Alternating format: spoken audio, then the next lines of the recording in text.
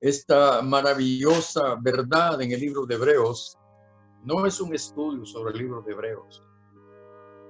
Es un estudio sobre el regalo tan precioso, tan grande que nos dio nuestro Dios en su Hijo Jesucristo. Y en este libro el Espíritu Santo se encargó en su momento, en su tiempo, de escoger a alguien, quien sea que haya sido el que fue el instrumento para escribir este libro. Bendito sea el Señor por esa persona. Sin duda, este hombre conocía mucho sobre los aspectos de las ordenanzas que se realizaban en el templo y pudo por el Espíritu Santo visualizar el cumplimiento en Cristo Jesús de todo aquello que se realizaba en el templo, en el servicio que ofrecían, en los servicios de culto que ofrecían los sacerdotes.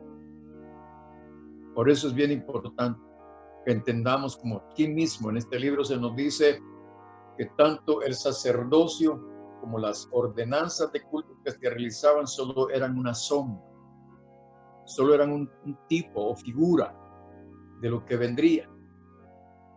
La sombra era lo imperfecto, ¿verdad? Pero lo que proyectó la sombra es lo perfecto, y lo perfecto está en Cristo. En Él se ha cumplido. Pero ahora seguimos avanzando, porque ahora Cristo se ha convertido en la cabeza de este cuerpo llamado la iglesia, que también en la iglesia, ya que Cristo es la cabeza de ese cuerpo, igualmente en Cristo y en la iglesia se cumplen estas ordenanzas hoy de una forma espiritual. Qué precioso esto. Que estemos en un tiempo donde todo aquello que fue sombra y figura ahora puede ser una realidad espiritual.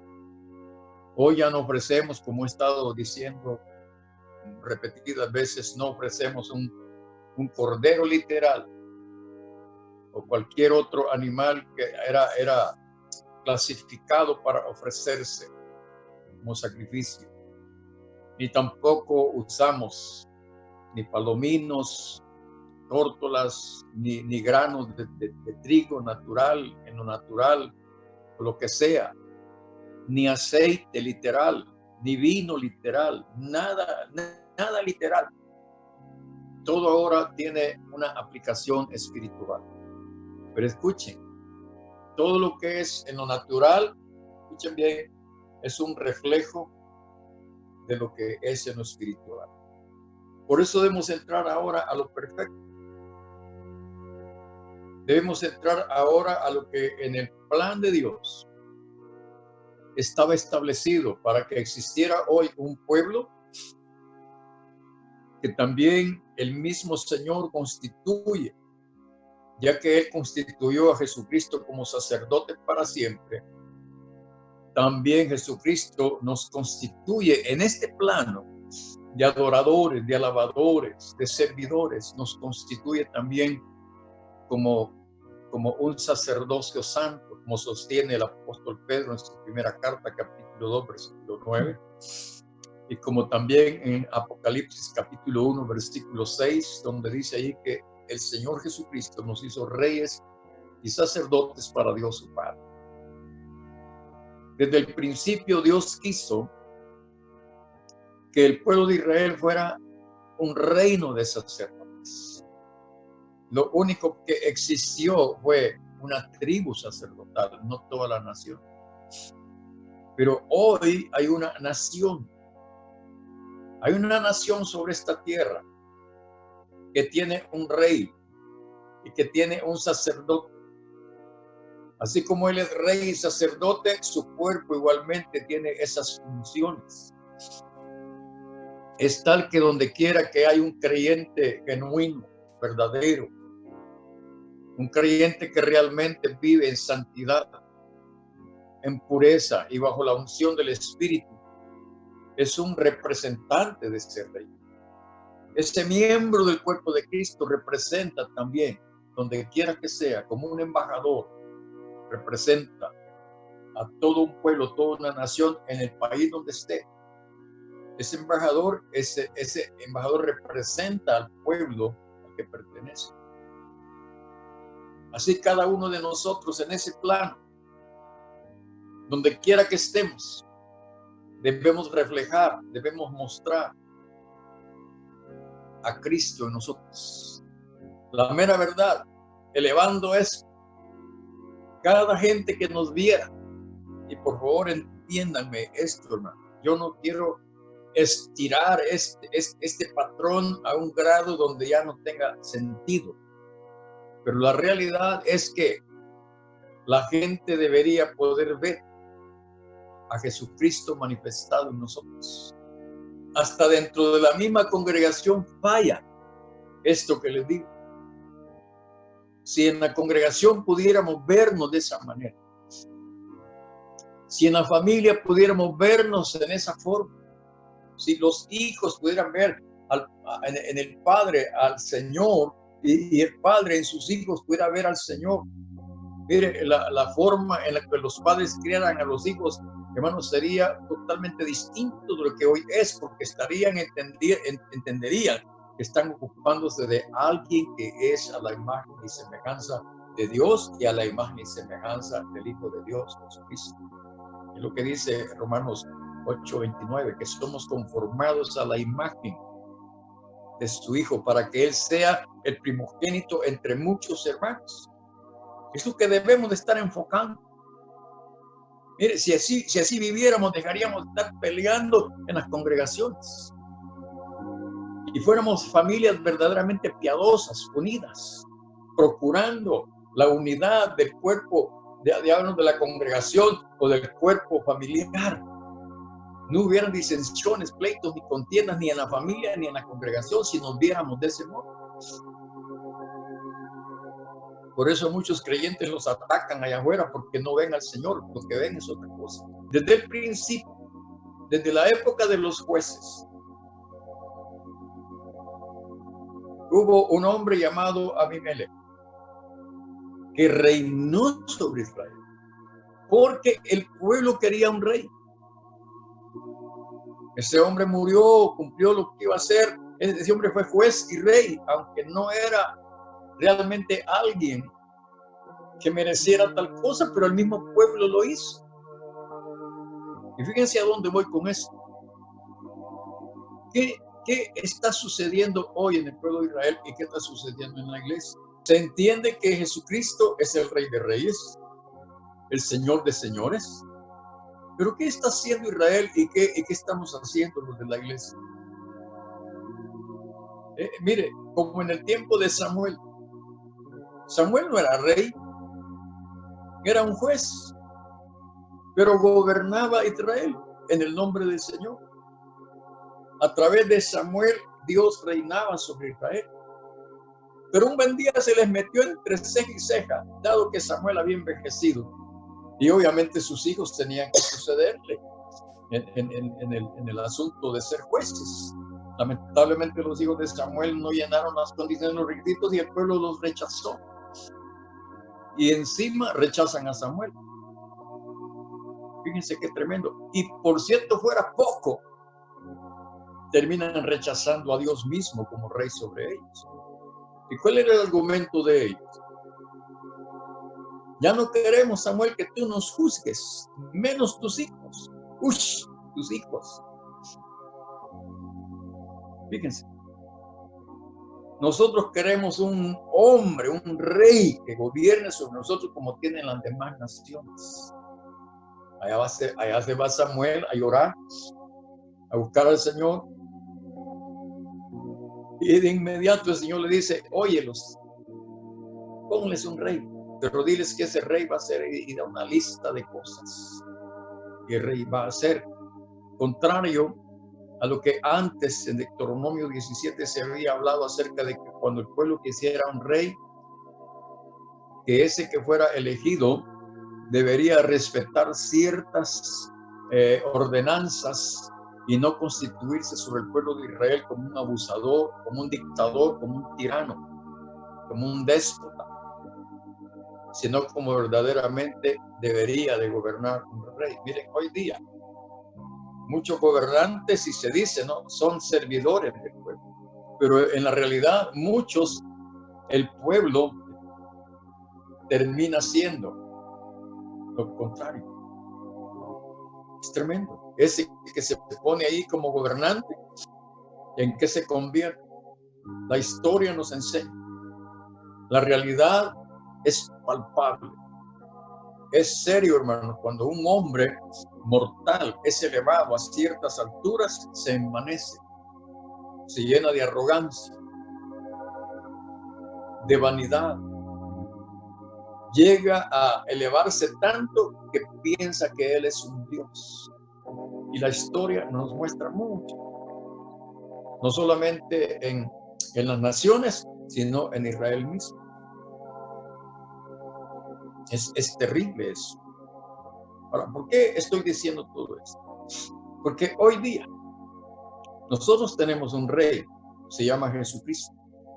Además de ser rey, es Señor, es sacerdote, es juez. Bueno, en él se resumen todos, hermano, los títulos para reinar y gobernar. Como Apocalipsis lo presenta como aquel que juzga y con justicia pelea y reina. Hoy día sabemos que hay en el medio, hermano, un rumor, diría yo, y a grandes voces, hablando de que ya las naciones, inclusive los gobernantes del mundo, están hablando de que a este mundo lo que le va a tocar ya es tener un gobernante mundial. Porque ya parece ser que nadie le encuentra salida o encuentra o ofrece respuestas y soluciones para los tantos conflictos que la humanidad enfrenta hoy. Solo somos una consecuencia de lo que Israel hizo en el pasado. Por eso Israel vino desde aquellos entonces, hermanos, sufriendo tantas cosas como ha sufrido y hasta hoy día sigue en esa misma condición. Pero las naciones igualmente van a caer en esas circunstancias. Piensen por un momento en qué puede llegar a sentir o pensar un hombre mortal elevado a tal nivel de gobernar sobre todas las naciones del mundo.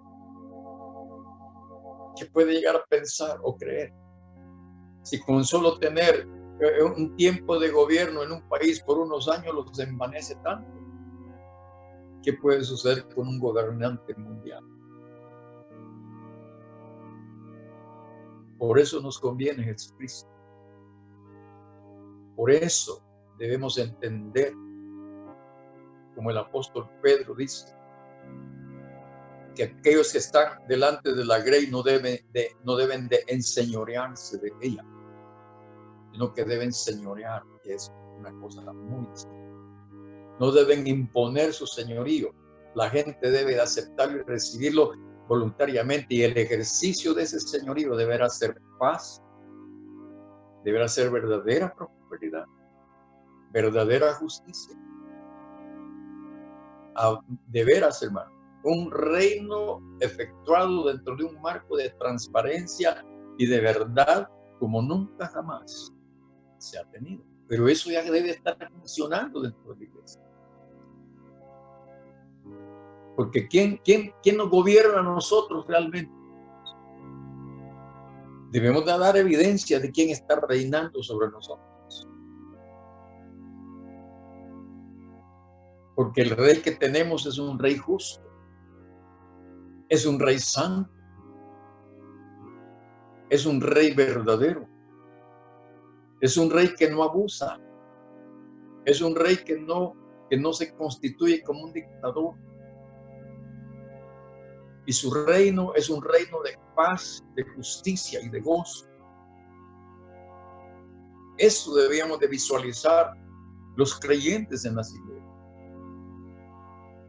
Para no vivir de la forma que en muchos lugares se está viviendo dentro del camino cristiano. Porque solo tenemos un Dios, un Señor, una fe, un rey, un sacerdote, no una legión de reyes, ni de sacerdotes, ni de jueces. Solo hay uno. Suficiente. Dentro de esto que estoy diciendo, que espero nos ubique, nos oriente y nos fundamente, a fin de que nosotros dejemos, hermanos, de que dejemos por un lado el hecho del pensamiento de las naciones. Escuchen lo que meditaba en esta tarde. Es urgente un Mesías. Es sumamente necesario que aparezca un Mesías. Pero una cosa interesante, una cosa es que aparezca un Mesías según los hombres y otra cosa es que aparezca un Mesías según Dios. Hay dos Mesías, uno según los hombres y uno según Dios. Los hombres pueden poner a quien mejor les parezca, a quien mejor quieran, ¿verdad? Pero que se atengan a las consecuencias. Porque será un Mesías no dado por Dios, sino un Mesías elegido por la soberbia, por la locura de las naciones. Nosotros ya no necesitamos estar pensando en eso. Ya tenemos un rey insustituible. Ya tenemos un rey justo, piadoso, que no solamente reina y gobierna sobre nosotros voluntariamente, con amor, con justicia, sino que nosotros también le servimos con gratitud y de manera voluntaria. Nadie puede seguir a Jesucristo a la fuerza y Jesucristo no puede sobornar ni condicionar a nadie. No es su naturaleza. O lo seguimos por amor o no lo seguimos. O lo seguimos por gratitud o no lo seguimos. O le servimos con alegría o no. Porque Dios no quiere nada fingido ni nada aparente. Si vamos a proclamar que Jesús es nuestro Rey, entonces dejémonos gobernar por Él. Si proclamamos que Jesús es nuestro Señor, entonces sirvámosle con temor. Si proclamamos que Jesús es nuestro sumo sacerdote, entonces recibamos los beneficios de su ministerio, que nos perdona y nos justifica, aun cuando, hermanos, no somos merecedores de tal cosa, y sin embargo, Él nos declara limpios, puros y santos. Eso es lo que tenemos.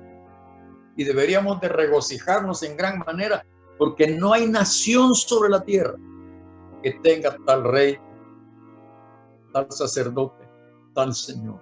No hay. No solo sobre la tierra, en todo el universo infinito no existe nadie comparable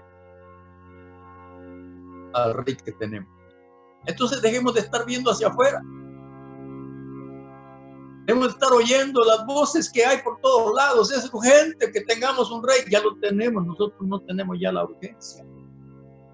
La urgencia es servirle a Él como Él merece, como Él requiere, y servirle a Él como Él requiere es nuestra vida y es nuestro gozo y es nuestra libertad. Por eso yo estoy hablándoles sobre esto, porque muchos han querido quitar a Jesús de en medio y ponerse ellos. Y en muchos casos ni siquiera ha habido personas que quieren hacer tal cosa, sino que las mismas naciones, los mismos pueblos andan buscando a quién poner en lugar de Jesucristo. Y encuentran gente. Quitan al Señor de medio y lo ponen a Él. Ponen a los que ellos quieren, según sus corazones corruptos y sus mentes corrompidas. Es serio, hermano. Dios nos dio esta revelación. Jesucristo es aquel al cual el apóstol Pedro dice que a este Jesús Dios lo ha hecho Señor y Cristo. Es el Mesías, es el Rey, es el sacerdote, es el juez instituido por Dios, no por los hombres. Y ha sido constituido a favor de los hombres. Sencillo. Dios dice, este es el rey y nosotros debíamos de aceptarlo con gratitud, con buena voluntad, sin dudar, porque Dios no va a poner a reinar sobre nosotros un tirano, ni un dictador. El que reina sobre nosotros es un rey manso y humilde. Es un rey eterno. No necesitamos estar pensando en un sustituto. No se puede. No se puede. Pero una cosa, con este rey hay vida eterna. Hay salvación, hay perdón, hay justificación. Con este rey la hemos ganado toda, absolutamente toda la bendición que necesitamos. Por eso estoy compartiendo esto con ustedes. Hemos visto que Él es nuestro sumo sacerdote, instituido, constituido por Dios, no por los hombres. Pero también estamos viendo que Él es nuestra ofrenda, nuestro sacrificio por el pecado. Imagínense, dije que pensaba algo esta tarde.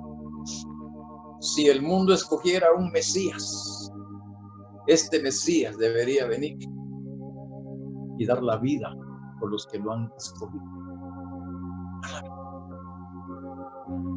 Y hacerlo voluntariamente. Pero eso no va a suceder. Porque no es así como Dios lo ha planeado. Desde antes de la fundación del mundo, Dios lo hizo. Este rey, este príncipe, este gobernante, fue inmolado desde antes de la fundación del mundo por nosotros. Y así vino y lo cumplió. Por eso los judíos menospreciaron a Jesucristo, porque ellos no conciben y no concebían a un Mesías sufriente, sino a un Mesías reinante, triunfante, pero no entendieron eso. Allá en el tiempo de Samuel, queremos un rey que pelee y que gane y que haga nuestras guerras, que fabrique nuestras armas y que nos lleve a la guerra sobre las naciones. Hoy en día es lo que se está buscando. Un hombre con un coeficiente intelectual tan elevado, que tenga una sabiduría, un conocimiento y un poder que se eleve por sobre todos los hombres. Y lo van a lograr. Van a conseguirlo para su propia ruina,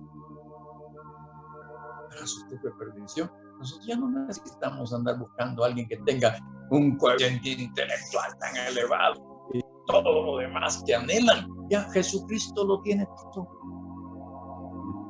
Absolutamente. Él no le puede envidiar nada a nadie. Ni se puede poner a competir con nadie. Y los que compiten contra él van a terminar bajo las plantas de sus pies. Ahora veamos, ese es el rey que tenemos. Ese es el Dios que tenemos. Ese es el juez que tenemos, que no hace trampas, que es la verdad, hermano, que juzga según la justicia y la verdad. Y al que declara inocente es porque él sabe por qué lo está declarando así, y al que declara culpable igualmente. Y nadie puede cuestionar o discutir porque a uno los declara inocentes y porque a otros culpables. Él es el juez de todo el universo. A él le fue dada toda potestad, toda autoridad en el cielo, en la tierra, debajo de las aguas, en la tierra y en todos los confines del vasto universo. Él es el que gobierna. Y es más, a él le ha sido dado todo eso como herencia. A él le pertenece. A él le pertenece todito. Hasta los que habitamos en el mundo, buenos y malos, hermano, le pertenece. Entiendan eso. El malo le pertenece a Dios. Hermano, mire, todo lo que hay y existe y existirá es del Señor Jesucristo y de su pueblo. Amén. Entonces, viendo esto del sacerdocio, ahora quiero que veamos acerca de esta ofrenda y este sacrificio. Dice en el capítulo 9 del libro de Hebreos, en el verso 9,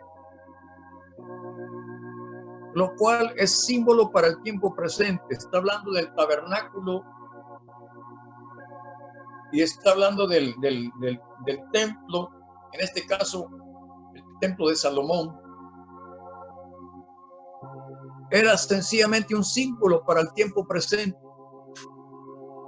según el cual en ese templo se presentan ofrendas y sacrificios que no pueden hacer perfecto en cuanto a la conciencia al que practica ese culto, ya que consiste solo de comidas y bebidas, de diversas alusiones y ordenanzas acerca de la carne, o sea, acerca de la inmundicia de la carne, la impureza y la corrupción de la carne, hasta el tiempo de reformar, y esa palabra es bien importante, reformar las cosas. Dice hasta el tiempo, es decir, que tuvieron un tiempo de servicio todas esas ordenanzas. Pero el versículo 11 dice, pero estando ya presente Cristo, sumo sacerdote de los bienes venideros, por el más amplio y más perfecto tabernáculo, no hecho de manos, es decir, no de esta creación. Con razón Jesucristo decía, mi reino no es de este mundo. Muchos no lo entienden, no lo entendemos todavía. No de esta creación. Y no por sangre de machos cabríos ni de becerros, sino por su propia sangre. Entró una vez para siempre en el lugar santísimo, habiendo obtenido eterna redención. Porque si la sangre de los toros y de los machos cabríos y las cenizas de la becerra rociadas a los inmundos santifican para la purificación de la carne, cuánto más, y aquí es de subrayar otra vez, cuánto más la sangre de Cristo, el cual mediante el Espíritu eterno se ofreció a sí mismo sin mancha a Dios, limpiará vuestras conciencias de obras muertas para que sirváis al Dios vivo. Esto es lo que no podían hacer las ordenanzas. No podía limpiar las conciencias de los que las ofrecían, ni puede hacerlo hoy. Si hay algunos que todavía siguen buscando ofrecer, hermano, esas cosas para redimirse, para expiar sus pecados, no funcionan para nada.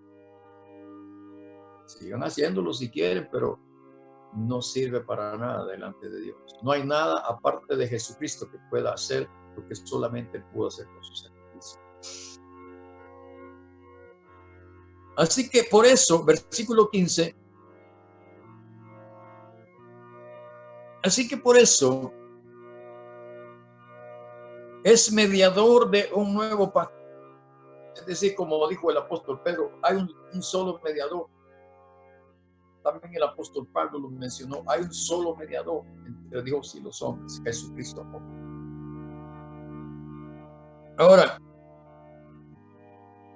mediador de un nuevo pacto, y aquí es donde quiero que pongamos mucho cuidado, un nuevo pacto. Ya vemos que él viene diciendo eso desde antes. El capítulo 8 de Hebreos nos lo dice. Aquí habla en el versículo 6, pero ahora tanto mejor ministerio es el suyo cuanto es mediador de un mejor pacto. Aquí dice un mejor, ahí dice un nuevo pacto, establecido sobre mejores promesas. Porque si aquel primero hubiera sido sin defecto, ciertamente no se hubiera procurado lugar para el segundo. Porque reprendiéndolo dice, he aquí vienen días, dice el Señor, en que estableceré con la casa de Israel, la casa de Judá, un nuevo pacto. No como el pacto que hice con sus padres el día que los tomé de la mano para sacarlos de la tierra de Egipto. Este pacto incluía las ordenanzas del culto y un sacerdocio y un templo, los cuales funcionaron hasta el tiempo en que Cristo vino. Dice, porque ellos no permanecieron en mi pacto y yo me desentendí de ellos. Eso fue la razón para anularlo. Dice el Señor, por lo cual este es el pacto que haré con la casa de Israel después de aquello, dice el Señor. Pondré mis leyes en la mente de ellos y sobre su corazón las escribiré. Y seré a ellos por Dios y ellos me serán a mí por pueblo. Y ninguno enseñará a su prójimo ni ninguno a su hermano diciendo conoce al Señor, porque todos me conocerán desde el menor hasta el mayor de ellos, porque seré propicio a sus injusticias y nunca más me acordaré de sus pecados y de sus iniquidades. Al decir nuevo pacto, ha dado por viejo al primero, y lo que se da por viejo y se envejece está próximo a desaparecer. Volviendo donde estábamos, al capítulo 9. Dice ahí, versículo 15, así que por eso es mediador de nuevo pacto, para que interviniendo muerto, para la remisión de las transgresiones que había bajo el primer pacto, los llamados reciban la promesa de la herencia eterna.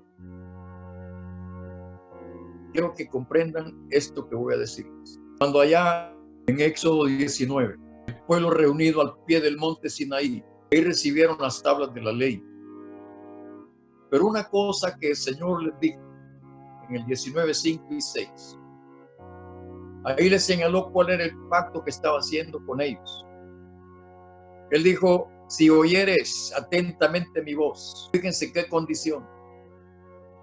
Si oyeres atentamente mi voz, vosotros seréis un reino de sacerdotes, una nación santa. Ustedes serán, dijo él, mi especial tesoro. ¡Qué pacto, hermanos! ¡Qué ofrecimiento! Y saben una cosa, así comienza el libro de Hebreos. Dice en el capítulo 1, versículo 1, Dios, habiendo hablado muchas veces y de muchas maneras en otro tiempo, los padres por los profetas, en estos posteriores días nos ha hablado por el Hijo, a quien constituyó heredero de todo y por quien asimismo hizo el universo. Otra vez, y en este caso el nuevo pacto inicia en esa forma. Allá está diciendo él, si oyeres hoy mi voz. Ahora, ¿cuál es la voz que tenemos que oír? Vamos por favor ahí a Hebreos, capítulo 1. ¿Qué dice aquí? Hermanos amados, que debemos oír entonces la voz del Hijo de Dios si queremos realmente, hermano, llegar a ser su especial tesoro, y si queremos llegar a ser, hermanos amados, una nación santa y un reino de sacerdotes. Esto es muy importante, hermanos amados. Que Dios nos ayude y entendamos esto para que podamos entrar a esta bendición. En estos postreros días, dice el versículo 2, nos ha hablado por el Hijo, a quien constituyó heredero de todo y por quien asimismo hizo el universo, él siendo el resplandor de su gloria y la imagen misma de su sustancia, quien sustenta todas las cosas con la palabra de su poder, habiendo efectuado la purificación de nuestros pecados por medio de sí mismo, se sentó a la diestra de la majestad en las alturas, hecho tanto superior a los ángeles cuanto heredó más excelente nombre que ellos. Y más adelante, dice la Escritura, que el Señor es constituido como sacerdote, pero luego en el capítulo 3, dice en el versículo 6, dice, pero Cristo como hijo sobre su casa, la cual casa somos nosotros y retenemos firme hasta el fin la confianza y el gloriarnos de la esperanza. Por lo cual, como dice el Espíritu Santo, si oyeres hoy su voz, ¿la voz de quién? La voz de Jesucristo. Él es la voz de Dios hoy.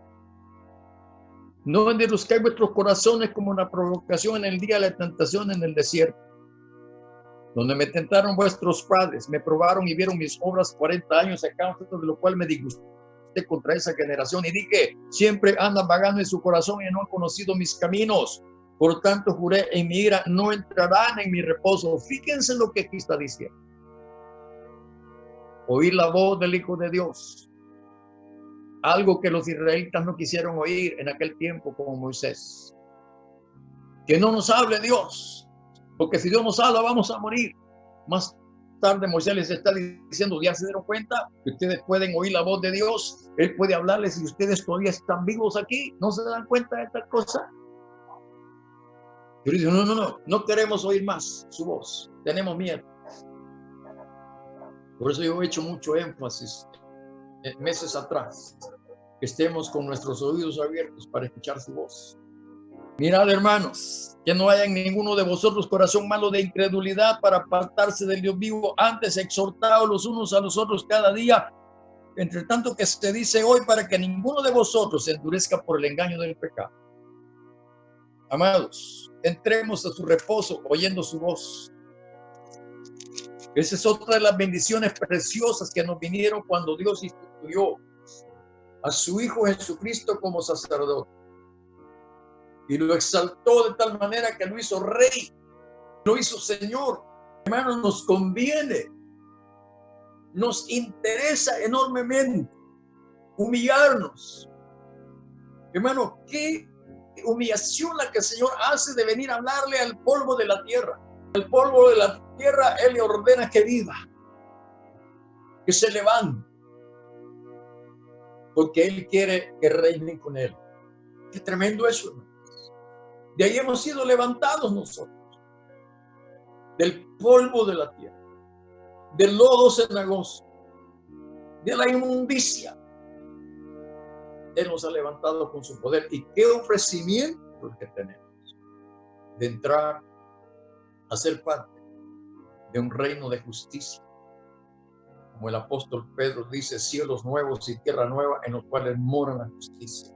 Por todos lados ustedes oyen a la gente clamar por justicia y no la hay, porque no le están pidiendo en su clamor al que puede hacerles justicia, sino que buscan a los hombres imperfectos, corruptos, que les hagan justicia, y los hombres no pueden hacer una justicia perfecta, solo el Señor Jesucristo. Pero quiero terminar esta noche con esto. Es mucho lo que hay que tratar en este sentido. Pero fíjense, amados, versículo 17 de Hebreos 9. Porque el testamento con la muerte se confirma, pues no es válido entre tanto que el testador vive. Los judíos no podían concebir que hubiera un Nuevo Testamento. Es más, muchos judíos no quieren ni saber que existe un Nuevo Testamento donde se habla de un Jesús al cual se le llama el Mesías. Esto es serio. Y el colmo de los colmos es que haya congregaciones en nuestro tiempo que tampoco quieren saber nada. Fíjense, al revés del antiguo pacto. Es una contradicción. De donde ni aún el primer pacto fue instituido sin sangre. ¿Cómo puede venir alguien a proclamarse Mesías?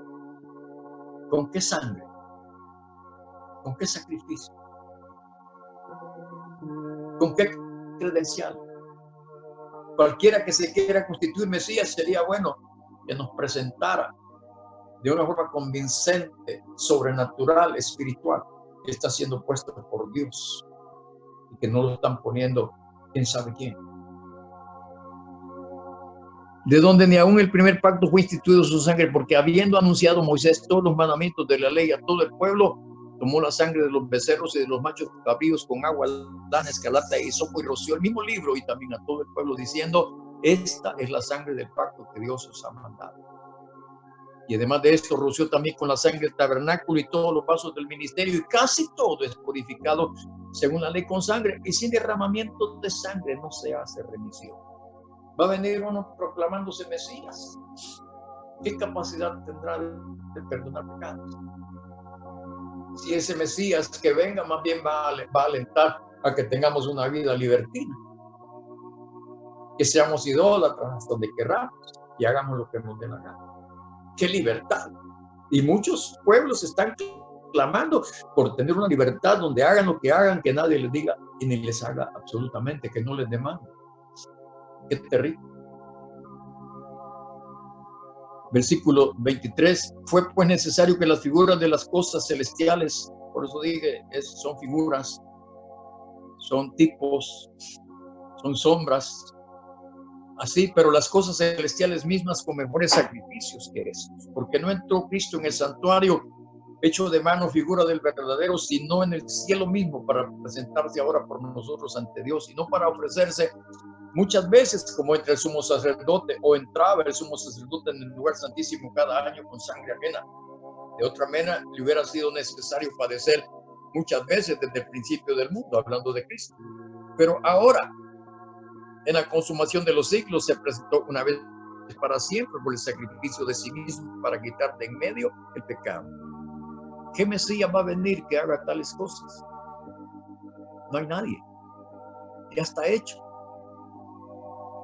Y de la manera que está establecido para los hombres que mueran una sola vez y después de esto el juicio, así también Cristo fue ofrecido una sola vez para llevar los pecados de muchos, y aparecerá por segunda vez sin relación con el pecado para salvar a los que le esperan. Porque la ley, teniendo la sombra, otra vez, de los bienes venideros, no la imagen misma de las cosas, nunca puede, por los mismos sacrificios que se ofrecen continuamente cada año, hacer perfectos a los que se acercan. De otra manera cesarían de ofrecerse, pues los que tributan este culto limpios una vez no tendrían ya más conciencia de pecado. Pero en esos sacrificios cada año se hace memoria de los pecados, porque la sangre de los toros y de los machos cabríos no puede quitar los pecados, por lo cual entrando en el mundo dice, sacrificio y ofrenda no quisiste, mas me preparaste cuerpo, holocaustos y expiaciones por el pecado no te agradaron. Entonces dije, he aquí que vengo, oh Dios, para hacer tu voluntad, como en el rollo del libro está escrito de mí, diciendo primero, sacrificio y ofrenda y holocaustos y expiaciones por el pecado no quisiste, ni te agradaron, las cuales cosas se ofrecen según la ley. Y acordémonos de David diciendo que él podía haber ofrecido esas cosas, pero tampoco. Él dice que no es lo que Dios quiere. Lo que Dios quiere es un corazón contrito y humillado. Jesucristo llegó con un corazón contrito y humillado, y encima de eso derramó su sangre y ofreció su cuerpo santo, puro, inmaculado, sublime. Lo ofreció por ti y por mí, sin oponerse, sin abrir su boca, como dice Isaías, sin protestar, sin reclamar. Él no era culpable de nada, pero él, dice la Escritura, que Dios lo hizo pecado. Jesucristo aceptó, Jesucristo se solidarizó con nosotros, llevando nuestro pecado, poniendo nuestro pecado sobre sí mismo. Y así se ofreció al Padre para redimirnos, para perdonar nuestros pecados, para levantarnos de nuestra miseria. Es lo que él hizo. Versículo 2. De otra manera cesarían de ofrecerse por los que tributan este culto limpios una vez. 10:2 estoy leyendo, no tendría más conciencia de pecado. Es lo que el Señor ha hecho por nosotros, amados hermanos. Diciendo luego, he aquí que vengo, oh Dios, para hacer tu voluntad. Quítalo primero para establecer esto último. En esa voluntad somos santificados mediante la ofrenda del cuerpo de Jesucristo, hecha una vez para siempre.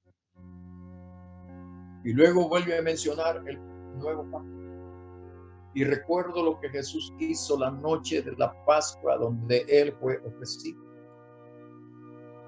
Dice la Escritura que Jesucristo tomó pan, lo partió, lo dio a sus discípulos y les dijo, comed del todos. Después de haber cenado, tomó la copa, diciendo que esa copa era el nuevo pacto en su sangre, sangre que por muchos es derramada para la remisión de los pecados. Pero él dijo, comed, bebed. Qué precioso esto, hermanos. Los sacerdotes comían, hermanos, de las ofrendas por el pecado comían. Y ahora él como ofrenda nos ofrece su cuerpo y su sangre para alimentarnos. Espiritualmente, por supuesto, aquello era también una figura, una sombra. Es muy importante que lo entendamos día tras día. Ahora, cuando nosotros decimos el pan nuestro de cada día, lo que estamos realmente diciendo, el cuerpo de Cristo, danos hoy. Espiritualmente nos alimentamos del cuerpo de Cristo y de su vida, su sangre. Eso es lo que nos sostiene, eso es lo que nos da vitalidad. Eso es lo que nos da fuerza, nos da energía para vivir, hermano, con una vida abundante. Porque la vida de Cristo es la vida abundante. Esta vida pasajera que tenemos, temporal, ya va a terminar para muchos. Pero la vida eterna continúa, y la vida eterna es Cristo mismo en nosotros. Miren, otra cosa que Jesucristo hizo es que, hermano, antiguamente solo el sumo sacerdote podía entrar al lugar santísimo. Cristo entra al lugar santísimo por su propia sangre, y ahora nos da la oportunidad a nosotros de entrar junto con Él al lugar santísimo, al mero asiento de misericordia, que es lo que representa, hermano, la tapadera del arca. Estaba el lugar que se llamaba el propiciatorio, y ahí entró Cristo por nosotros y ofreció su propia sangre y obtuvo perdón, y un perdón eterno, no algo temporal, no algo para lo externo, sino algo para lo interno, para la conciencia. Por eso ahora se nos dice que nos acerquemos al Señor con un corazón limpio de mala conciencia. Hermanos amados, ¿qué tenemos que hacer ahora nosotros? Esto es muy importante. Ahora, como sacerdocio santo, también conformamos un templo santo.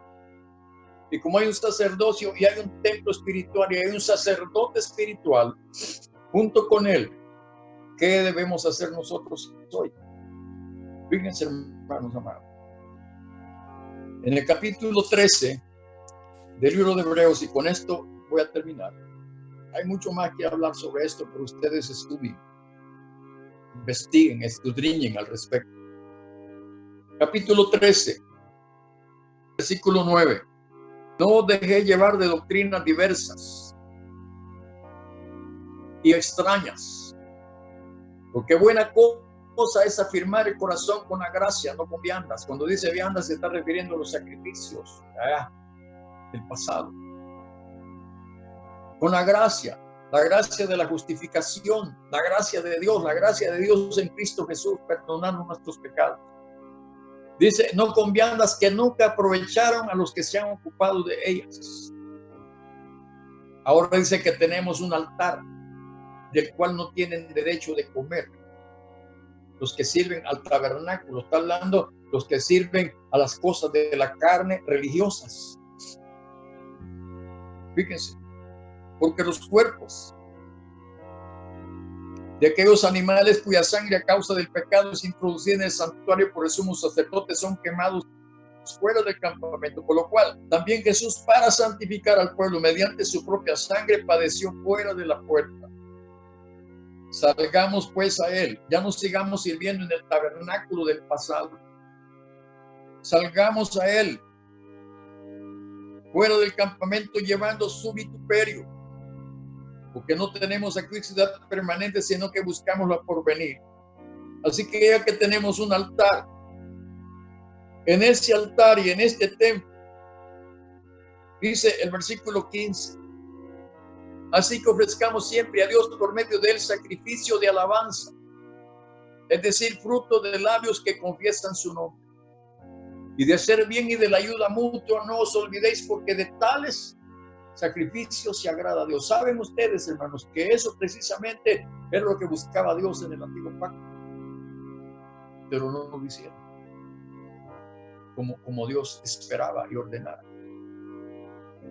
Es decir, que los sacrificios que hacían debían proyectarlos a este tipo de vida, que ahora el sacrificio de Cristo debe proyectarnos a los creyentes. Dice aquí que no nos olvidemos de esos sacrificios, porque de esos sacrificios se agrada a Dios. Obedeced a vuestros pastores y sujetaos a ellos, porque ellos velan por vuestras almas, como quienes han de dar cuenta, para que lo hagan con alegría y no quejándose, porque esto no os es provechoso. Versículo 21. Bueno, leamos el 20. Y el Dios de paz que resucitó los muertos a nuestro Señor Jesucristo, el gran pastor de las ovejas, es otro título. por la sangre del pacto eterno, os haga aptos en toda obra buena para que hagáis su voluntad, haciendo él en vosotros lo que es agradable delante de él por Jesucristo, al cual sea la gloria por los siglos de los siglos. Amén. Así que, hermanos, os ruego que soportéis la palabra de exhortación, pues os he escrito brevemente, dijo el escritor de este libro precioso. Hoy ya sabemos, hoy actuemos conforme a lo que se nos ha enseñado. Congreguémonos, hagamos nuestro holocausto continuo. Démosle a nuestro sumo sacerdote, como lo hizo Abraham, démosle diezmos y ofrendas, y él va a darnos pan y vino todos los días, porque en la casa de nuestro Padre hay abundancia de pan. No tenemos por qué seguir viviendo como hijos pródigos. Hay abundancia de vida, hay abundancia de gozo. Hermano, entendamos, si ser miembro de una congregación, estas son algunas de las características que debíamos experimentar día tras día. Debemos de fomentar la unidad, el respeto, la admiración. Debemos servirnos por amor los unos a los otros. El Señor ha terminado con toda contienda, con todo conflicto carnal, pecaminoso, corrupto. Amémonos de corazón, no de labios solamente, decía el cantante. Y el apóstol Pablo dice eso. Miren, dice, que ustedes se muerden unos a otros, miren que no se consumen. Si hay situaciones por las que van a airarse, está bien, dice, pero no sean locos. Porque el que se enoja fácilmente, dice Proverbios, hará locuras. Entonces estimémonos unos a otros como superiores a nosotros mismos y sirvámonos por amor, no como al ojo, porque servimos a los demás delante de nuestro sumo sacerdote y delante de nuestro rey, y obedecemos sus leyes, sus mandamientos, sus ordenanzas, sus preceptos, y hacemos su voluntad con alegría, con regocijo. Le damos alabanza al Señor, pero también alabamos y reconocemos al cuerpo de Cristo, a nuestros hermanos, aún hasta el más pequeño. Que Dios nos bendiga esta noche. Espero que esto los eleve más de donde están hacia el Señor. Padre, gracias. Señor, gracias por elevarnos a tu grandeza. Eres tan manso y humilde que estás dispuesto a hacer y cumplir tu obra en nosotros.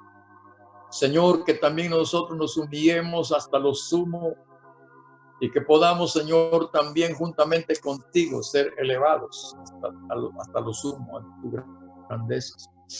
Tú no estás impidiendo tal cosa, más bien, Señor, abriste el espacio y diste la oportunidad.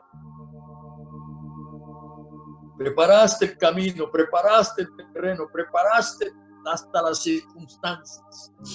Por eso hoy tenemos el privilegio, Señor, de congregarnos, de reunirnos y de alabarte a ti y reconocerte, Señor, como nuestro Señor, Rey, Dios, sacerdote, juez, profeta, pastor, maestro, apóstol. Tú llenas todo en todo, Señor. ¿Qué necesidad podemos tener que tú no seas capaz y suficiente de suplir? ¿Qué pregunta, qué incógnita, qué duda podemos tener que tú no resuelvas y no des la respuesta que necesitamos? Nos hemos acercado confiadamente, Señor, a tu trono de gracia, buscando alcanzar misericordia y hallar gracia para el tiempo de necesidad. Aquí estamos, Señor, confiando en ti, sabiendo que tú no vas a defraudarnos, sabiendo que tú, Señor, que eres soberano, que eres poderoso, que eres todo para nosotros, Señor. ¿Cómo, Dios amado? No hacerlo si eso es nuestra vida, si eso es lo que nos conviene, si eso es lo que nos importa, Señor. Oh Dios, has abierto nuestros oídos y nuestros ojos para oír con fe y para poder tener la visión correcta, para saber que estamos corriendo, Señor, estamos corriendo en pos de ti, que nuestra carrera no es en vano, que nuestra fe no es en vano, que nuestra esperanza no es en vano, que nuestro servicio no es en vano.